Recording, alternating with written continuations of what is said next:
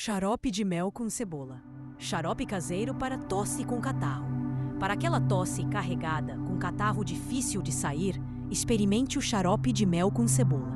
Corte uma cebola média em rodelas, coloque em um pote e cubra com mel puro. Deixe descansar por pelo menos 6 horas e coe o líquido. A cebola ajuda a soltar o muco e o mel acalma a garganta. Tome uma colher 2 vezes ao dia e respire melhor.